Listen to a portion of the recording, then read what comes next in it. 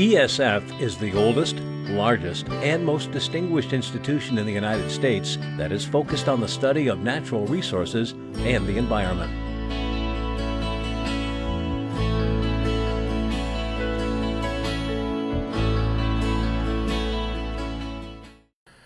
Hello and welcome to this edition of Improve Your World with SUNY-ESF. I'm Dave White. We'll be talking about two invasive plants and continuing efforts to combat the invasive beetle that's killing our ash trees. The two invasive plants are Phragmites, or common reed, and purple loosestrife. One is a success story for biocontrol, while the other continues to grow out of control unless very harsh eradication methods are employed. We begin with Phragmites. So Phragmites in New York State is actually a number of different entities. There's a native version which isn't so robust. It isn't as much of a conservation concern. And then there's a genotype from Europe that is really invasive because it forms such large, dense clumps, up to 300 stems in a square meter. And the stems can be often reaching over 15, 16 feet high. And although you see these above ground, at the ground level, they produce a tremendous amount of material that, between that material that dies year after year and the stem density, very few plants, unless you're taller, there's no way for another plant to really survive in that area. They can pretty much eliminate what are relatively diverse freshwater marshes. They'll eliminate all of those species. It is by far the tallest species. And the way they get into those places, they can't do it, they do reproduce by seed, and that's how they colonize new places. But how they get into these established freshwater marshes, they put out a rhizome. In a given year, it's actually technically a stolon when it's above ground, or it's a rhizome below ground, but they'll send out this shoot that'll go 30, 40, 50 feet in 1 year, and along every single node, every place there's a leaf, a new shoot will arise. And so it can invade areas. It can actually go across parking lots. It can come up in a parking lot because of its very robust nature. Here's an example of what Don is talking about. Common reed springing up through cracks in the concrete of this highway median. They can easily go unnoticed when you're driving, so we'll slow it down a bit for a closer look. As for where these Phragmites originated, this nearby colony of plants is the likely suspect. The issue with Phragmites isn't so much that it's pretty or ugly and versus other plants. It's about what else could be there and what else has to be served. And there's a lot of wildlife species that really take benefit of the cattails and the great diversity of plants that are typically in marshes. Phragmites marsh has very little value to most wildlife except for maybe a red-winged blackbird. There's not the food value that you get from cattail. So the lack of diversity really limits the ecological function and the aesthetic value of places where Phragmites is taken over. Getting rid of Phragmites is no easy task. So if you have the plant on a small scale, you can mow it monthly during the growing season, and you can really minimize its effect on other plants. But if you're mowing, you're also mowing other plants. If I had to manage an area, small or large, I would tackle it with really the only way that people have been successful in eliminating it is by cutting it and by applying a glyphosate-based herbicide, which is a systemic herbicide. You have to apply them carefully, otherwise you kill everything else with chlorophyll in the area. If I was on my property, I would treat individual stems, cut them first, and then apply the herbicide. If it's a big area like coastal marshes of the Mid-Atlantic region, because of the amount of it and because there are relatively few native species involved, they resort to aerial spraying, pretty large-scale spraying. But the most important thing is to convert these marshes back to their more functional, more valuable marshes that they were when they weren't completely dominated by the Phragmites. On the other hand, there may be some good news in the battle against another invasive plant. More on that coming up.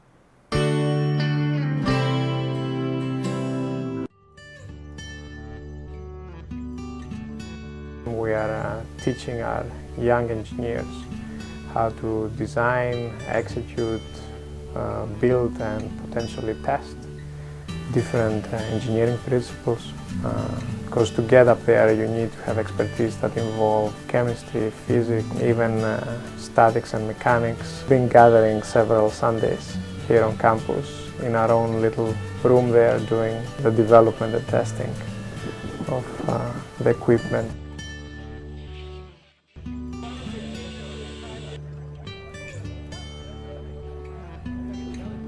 Calculations show that it probably reached 110 or 115,000 feet.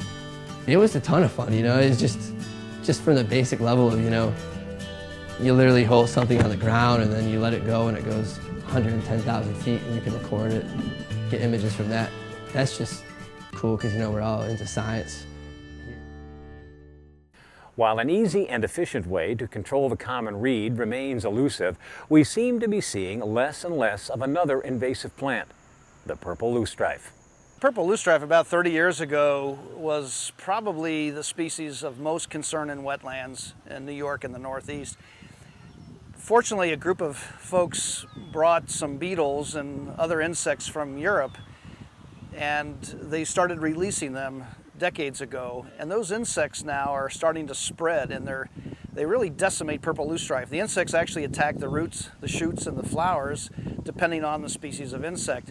And so a lot of places where purple loosestrife is fairly abundant, if you go into those places, you'll see a lot of holes in the leaves and a lot of signs that those insects have gotten there either because they were placed there or they arrived there. And so just like in Europe, if you see marshes that have been disturbed, purple loosestrife is not a dominant over many, many decades as it once was here. Years ago, while driving along the New York State Thruway near Seneca Falls, you could see a massive display of purple loosestrife taking over the wetlands at the Montezuma National Wildlife Refuge. Yeah, one of the seminal publications that came out decades ago about how serious purple loosestrife was actually had Montezuma on the cover as the example of the worst case of purple loosestrife anywhere in New York State. It was pretty amazing. If you go over there now, because of the beetles, because of water level control, because of really good management, the purple loosestrife isn't near the problem that the common reed is today. It has taken decades to reach the point here at the refuge where purple loosestrife has been reined in. And as you gaze across a wide expanse of plant life, you find purple loosestrife in small clumps here and there. The reason it's taken so long for the beetles to have an impact was to make sure they wouldn't become a problem for native plants. Before these biocontrol strategies can be implemented, the insects that are going to be used are tested under some pretty rigorous conditions where basically the insects are placed in cages with native plants that the insects have a choice to either eat the native plants or die. And so in the case of purple loosestrife, right now we see no signs of the beetles going on to other native desirable plants. But we don't know what's going to happen 20 to 50 to 100 years from now, as we hope purple loosestrife itself is really brought down to a level that's barely visible.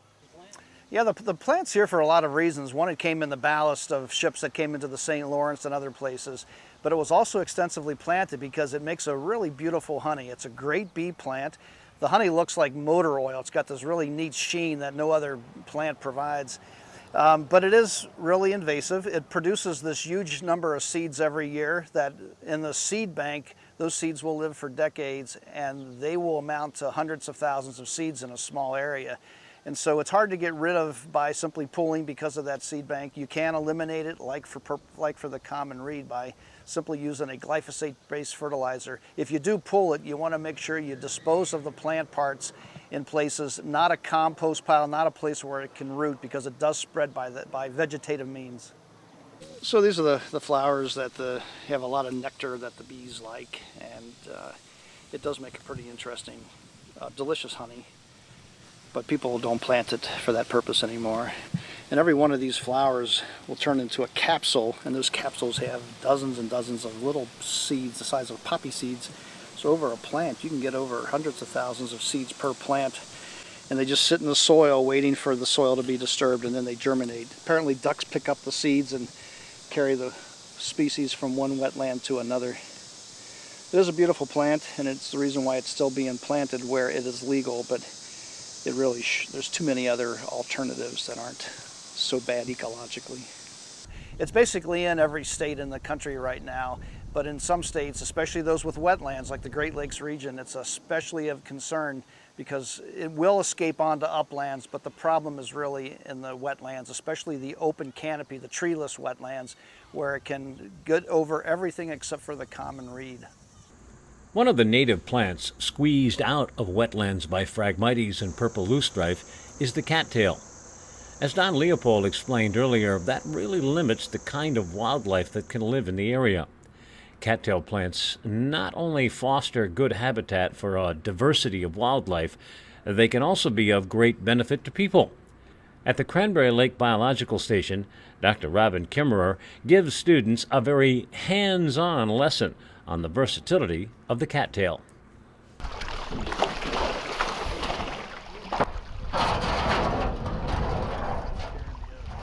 Some days, just getting to your classroom can be a bit more challenging. Maybe you should check her for leeches. So we are here, as you know, to gather cattails, and we're going to need lots of them because there's a way in which you can think of the cattail as the supermarket of the swamp. Almost everything that we would need we can get from this plant. One of the reasons you know that we're coming to gather this is because it is what kind of plant? Fibrous. It's fibrous, exactly, and you know that because of the long stalks, the parallel venation. It's a monocot, isn't it? Yeah. Okay. So one of the virtues of the plant is we can make miles of cordage from this, and you can make it from the fresh leaf. Feel this leaf. Everybody can get a little bit of this. It's slimy on the inside. We'll talk about that. Here you go. What's it? Tell me about that. Squeeze it a little. Squeeze the base of that leaf. It's like spongy. Greg, wasn't it you yesterday who said aerenchyma, right? Okay, look at the base of this. Yeah, the slime is we'll get to the slime. It's like aloe vera. This is actually, it's wonderful. It's antimicrobial. You're all into the slime, so let's talk about it. The slime, which you might think is some icky jelly, is actually full of protein, and it's really soothing. Anybody ever seen a sunburn? Yeah, okay. It's like aloe vera. And the plant makes this because think about how it's growing. It's growing down in all that organic matter where there are lots of microbes, right? And so it's making an antimicrobial water-holding jelly to protect itself from the environment. And then there it is for you. So it's a wonderful sort of soothing antimicrobial salve full of protein, as you can tell. And so now we get to this part, and it's all spongy. What kind of cells are we talking here? Starch storage. Remember those parenchyma cells? Here, this is pure parenchyma. Rick, you're going to be our guinea pig? Just break a little off. Break a little off. Here. Break a little off. Are we eating it? Yeah, we're eating it. It's crisp, it's cool, tastes like a cucumber, and it's full of starch. It's absolutely full of starch. Oh, that's good. So remember what we said in our inventory of resources in the forest? There was not enough carbohydrate. Ta-da! Here's your carbohydrate. We can shake that yellow pollen out of the male cattail, and pollen is pure protein. You put a little paper bag over that and just kind of tap it, and you'll shake out all of the yellow pollen. You get maybe a couple of tablespoons of it, and it's pure protein. You just add it right into your flour, pancakes. It's delicious, and it's really good for you. This plant is also water repellent. So it's water repellent, insulating, and soft. What better thing to make mats out of? It's an amazing plant, and you can make cordage out of the leaf. Now, if that weren't good enough, here you go.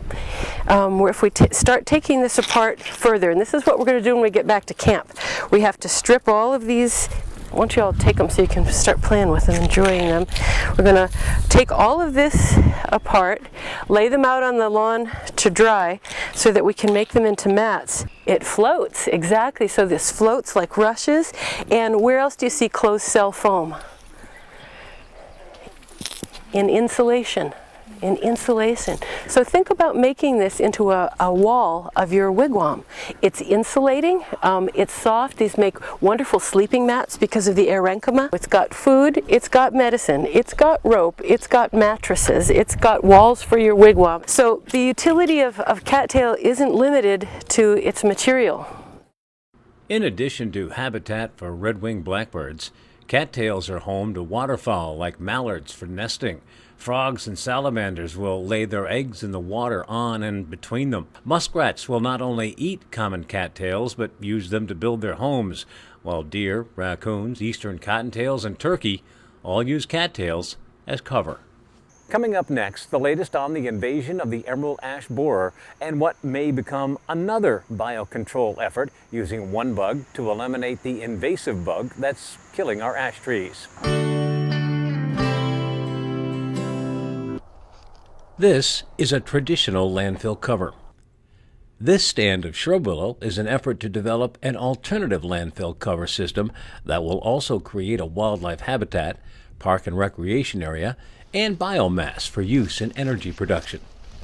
We are using these willows to control the movement of water into the waste material to essentially keep the water from coming in contact with the waste, because when that happens, you get chemicals that will become transported by the water as the water moves through the waste material. So we're trying to keep those contaminants from being transported outside these boundaries and into the groundwaters and surface waters that are adjacent to the site. And so far, the shrub willows are doing a good job preventing water from soaking deep into the ground. Eventually, 60 acres of this former industrial site will be planted in shrub willow. Now we get to the reason why I'm in this location, the beautiful ash tree behind me. It's one of millions of trees in New York State and across the country threatened by the emerald ash borer. A number of different research projects are underway to slow the spread of the ash borer, with researchers hoping someday to control it. One research effort includes this tree, and we'll have more on that in a moment. Another research project involves cutting down infected ash trees and peeling the bark away to study the beetle's life cycle. It has a lot of management applications. It lets you know, based on what life stage is present in the tree, what's the best management strategy. So when's a good time to treat the tree with insecticides? Or, the really big push right now is for a biological control, which is those suite of wasps that they're introducing that are very specific to EAB. But they also, they really, to do well, they depend on a specific life stage. And so we really want to know what's present in the tree when we release the wasps, so we know that we get the ultimate efficiency, that the wasps will have enough food source that they can establish, and once they establish, they can kind of, become their own population and sustain themselves on the EAB. So we really want to tease out what life stage is present in the tree, then we can optimize the release of the biocontrol agents, and then, hopefully they take over themselves and we don't really have to keep putting the input into it. It's more of a self-sustaining control program. So this is a full gallery, so you can see where the egg was laid on top of the bark and the first instar hatched and burrowed through the bark, and then it fed. You can see as the gallery size increases, that's each stage of the instar. So first, second, third to fourth. So the one that was in right here, where you can see the very end of the gallery, this is the third instar larva. That's its head. This is its tail end. It has little two spikes on it called Urogomphi in its head. As ESF graduate student Mike Jones debarks this infected ash tree, the gallery is revealed.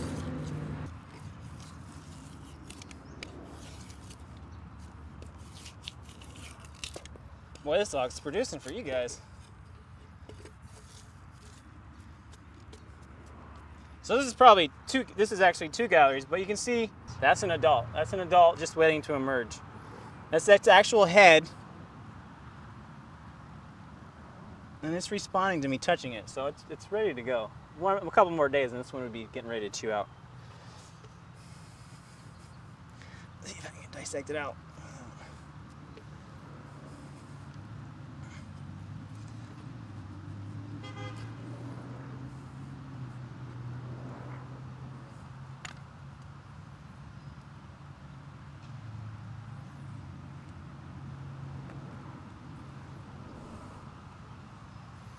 Give it a little push.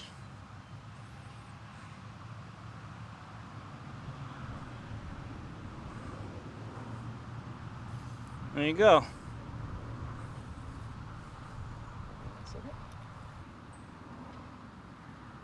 But that's mostly what we have right now.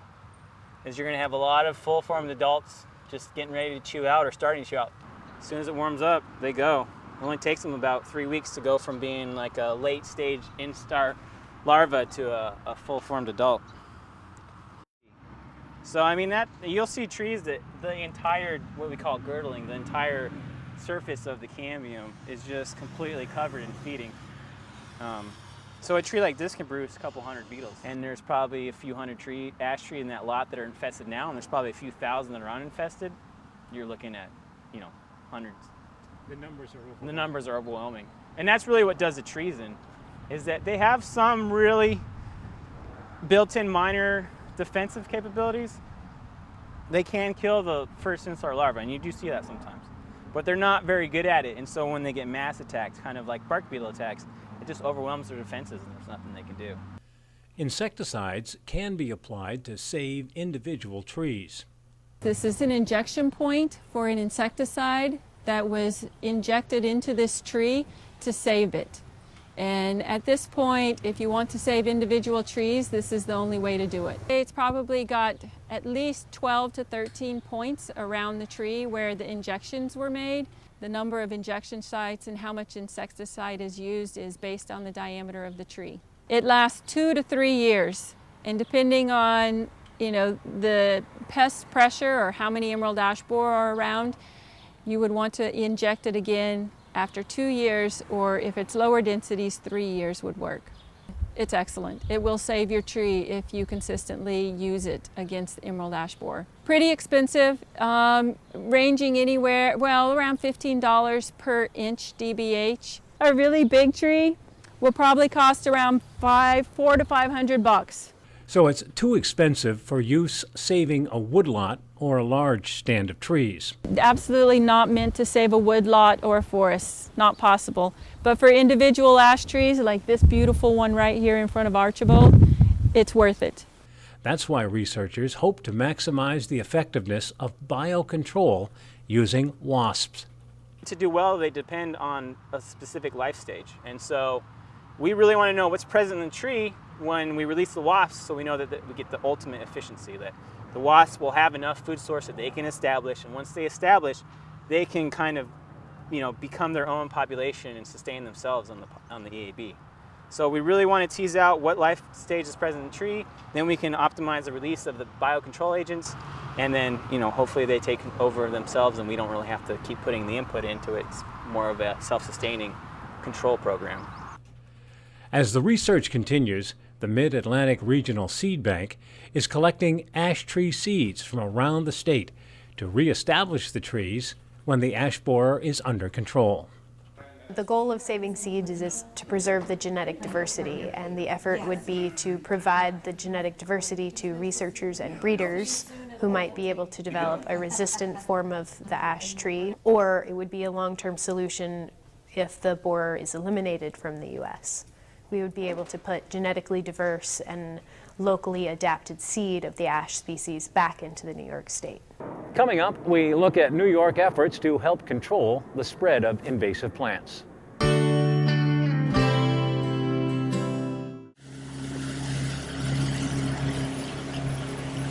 Really do community-based research. It's a graduate training site. Outreach is a small part of our mission, but we have 3 grant projects and we're looking at some serious issues. We help manage the fishery along with the Department of Environmental Conservation and many other partners.